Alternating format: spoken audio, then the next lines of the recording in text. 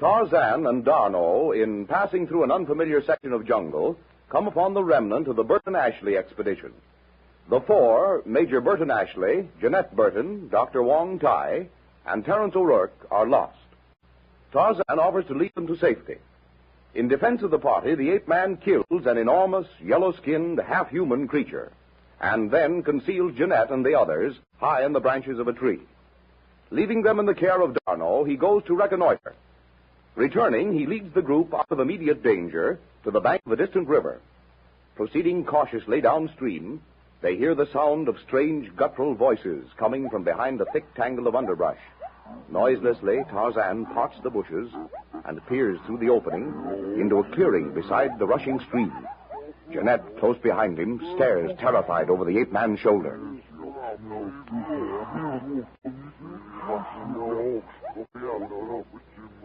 Good heavens! Tarzan, there... Be quiet. D'Arnot. Oui, Tarzan, what is it? Look there. Mais tonnerre de breast. Yellow men. May the all-seeing protect us. There are at least 30 of them. By Jove, we're in for it, Tarzan. Gary, we stepped out of the frying pan straight into the fire. You're right, Major. We're in a bad spot. Could this be the group we heard last night? Those drums? No, we left them behind. This must be another party. Look there, on the river bank. Isn't that a dugout? Fate, if we could get to that boat. That's what we're going to try for. It is a long way from here. They will see us before we have half covered the distance. We'll take the chance. Bleu, we must. It is the only one we have. Right, Lieutenant. With the boat under us, we can paddle out to the middle, make faces at the yellow heathen, and maybe reach the Congo. Providing the stream empties into the Congo. What do you think, Tarzan? O'Rourke may be right. We'll work down to the edge of the river, to that baobab tree with the screen of bushes. Come on. We have the advantage with our rifles. They're armed only with spears and clubs. Even so, we couldn't kill more than a few of them before the others got to us. Here. Now, when we leave these bushes, we'll be in the open. They'll see us. If we can take them by surprise, maybe we can make it. Faith, 'twill be a sweet race, and the devil take the hindmost. Make straight for the boat. Don't stop until you're in it. D'Arnot, you go first. I'll bring up the rear. Ready? Then go. With his rifle ready, D'Arnot bounds from behind the concealing screen of underbrush. Straight toward the dugout he sprints along the open river bank. Close behind him, the others follow in a desperate attempt to reach the canoe.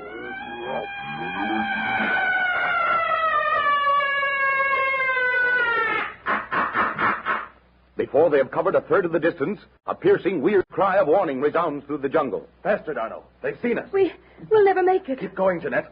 Ashley, come on, faster. At the cry, the yellow giants squatting around a fire in the center of the clearing spring to their feet. For an instant, they stare in silent surprise at the fleeing whites.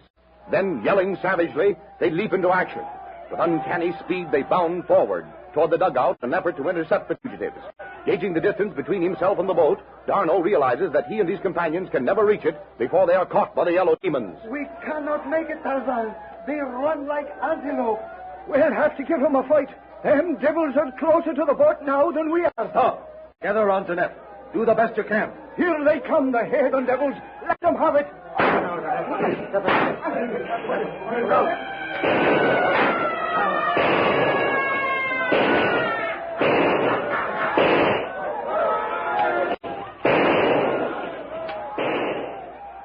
Shrieking, bellowing, many now spouting blood from gunshot wounds, the yellow men rush close and surround the little group of whites as they stand fighting desperately for their lives. The challenging cry of the great ape rings out piercingly above the sounds of battle.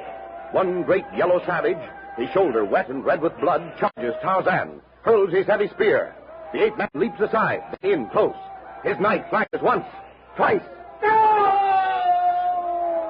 With a weird death scream, the yellow hulk lurches forward, falls on Tarzan, bearing him to the ground by sheer weight. Before the ape man can toss the dead savage aside, he is smothered by a swarm of yellow bodies. Gradually, the shrill yells, the shots, the sounds of battle die out. Tarzan is jerked roughly to his feet. He looks around to see his companions, minus their weapons, captives of the yellow savages.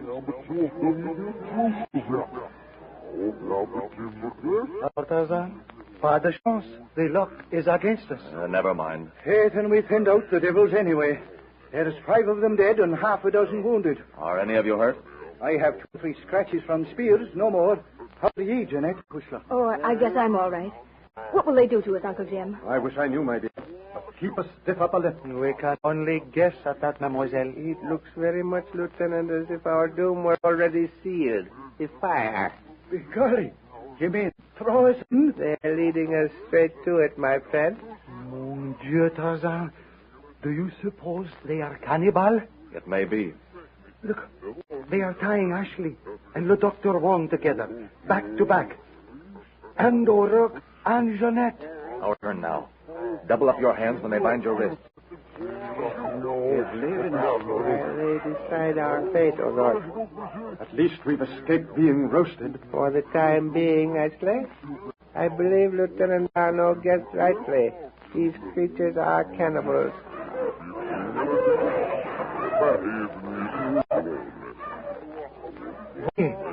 They are throwing their dead into the riviera. They wouldn't do that if they were cannibals.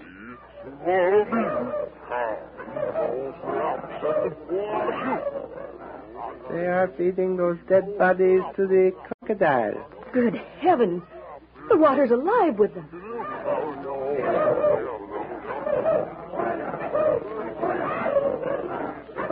By Jove, it sounds as if they were calling them. Voila! They are stacking our weapons down there near the boat. Thank heaven they're not throwing them in the river. They might just as well for all the good they are to us now. Oh, if we could just get out of these bonds. We would only be caught and tied up again, my child. There are too many. We could not escape. Your bow and arrows and rope, Tarzan. Par là, there, close to Jeanette and Aurora. Yes, I know.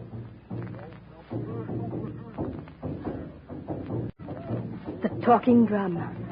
That savage pounding on a hollow log with a club. Talking drum is right. Listen.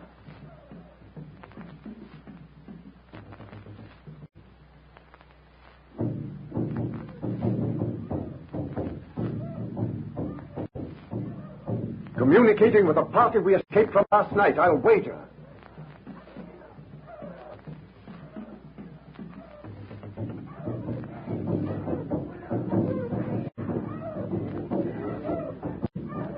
No doubt that means we shall have visitors shortly. Good. Tarzan, Yes? if you were free, could you reach your bow and arrows and get away into the trees? Yes, but I can't leave you and the others. But, Tarzan, you could help us. These strips of hide we're tied with are strong. It'll take me a long time to work loose. Move your arms a little. Your hands. Can you? Not much. We're tied so close together, I'll hurt your arms if I move mine. Never mind that. I can feel the knot under my fingers. A very clumsy one. I think I can work it loose. Now, move your arms again. So. Bon. Now, sit still.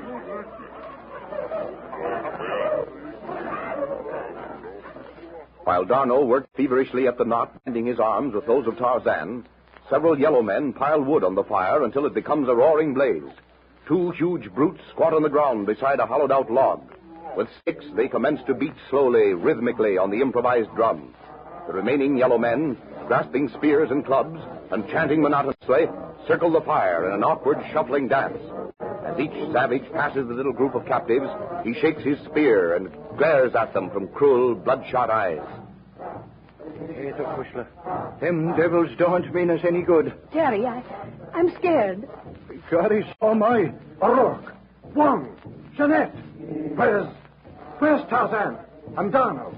Golly, both of them gone. They must have managed it while we were watching the savages. But why didn't they free us, too? That means they've left us to our fate. Leave be, Major. Tarzan ain't the fellow to desert. Neither is the lieutenant. You didn't let me finish, Terry. Either they've left us to our fate, or they'll try to rescue us. That's more like it. Them two act like they've been through this sort of thing before. Oh, but good heavens, what can they hope to do alone against so many? Keep your eyes open, Kushla. They'll be giving us a chance to escape. When they do, be ready to take it. If they'd only taken Jeanette with them, Wong. I don't like to think what might happen to her when they've finished with us. Brace yourselves. Here they come. That yellow gang knows Tarzan and D'Arnaud are gone. Yelling and gesticulating savagely, the yellow-skinned mob crowds around the four captives. One huge brute, apparently the leader, jerks O'Rourke and Jeanette to their feet. Shaking them fiercely and pointing to the ground where Tarzan and D'Arnaud lay, he growls words at them. O'Rourke glares back at the yellow giant defiantly. Ripping a long bronze knife from the sheath of his belt, the savage presents the razor-sharp point at the Irishman's throat. Say something, man, before he cuts your throat. If you can't talk, make signs. How the devil can I with my hands tied? Well, do something if you want to live. I don't know what the devil you're talking about, you yellow heathen. But if it's a lieutenant on Tarzan you're asking for, Dave's gone. Gone? Gone? Yes, gone, if you know what I mean. With a savage, guttural growl, the yellow giant hurls O'Rourke and Jeanette to the ground, bends down and cuts the thongs binding them together. Once more, he jerks the Irishman to his feet and thrusts him into the crowd of yellow men. Jeanette, Wong, and Ashley watch fearfully as the savages drag O'Rourke across the clearing to the river's edge.